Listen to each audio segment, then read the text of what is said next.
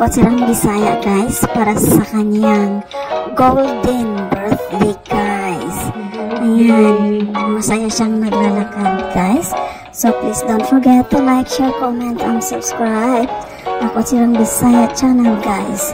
So see you guys. God bless all. Lakotsirang Bisaya. So guys, ayan na guys, mamili kami ng mga pagkain dito guys. Dahil nga sa golden birthday ni Lakotsirang Bisaya guys, ito yung handa namin para sa kanya guys. So yan guys, andito kami sa Captain Hotel guys, Abu Dhabi. So guys, feeling mo lang salo-salo lang naman sa kanya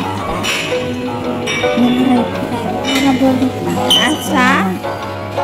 Ika-golden birthday guys. Ayan guys, namili na siya guys kung anong kakainin niya. Magdadahit daw. Dahit daw siya guys. Kasi nga pangit daw pag sobrang chubby. So guys, pasensyahan nyo lang guys. Kasi hindi ako masyadong marunong ito. Napag-utusan na ako ng video guys. So, kaya nang bahala guys. Ayan mga natin sila Lakotsirang guys.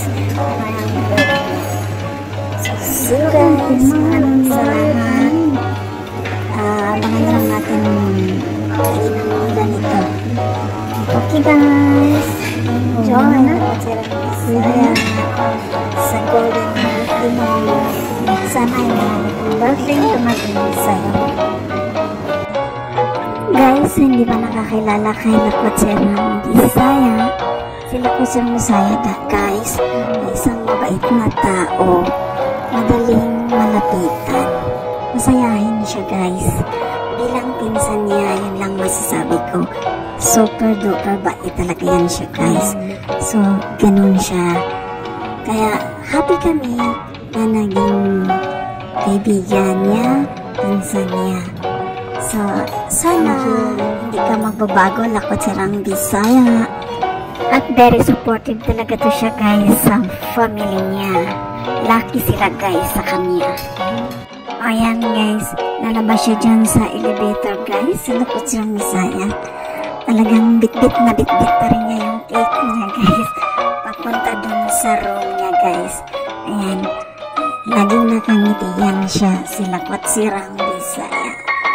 Ganyan lang talaga yan siya. Simpleng tao talaga yan si Lakotsirang Bisaya guys.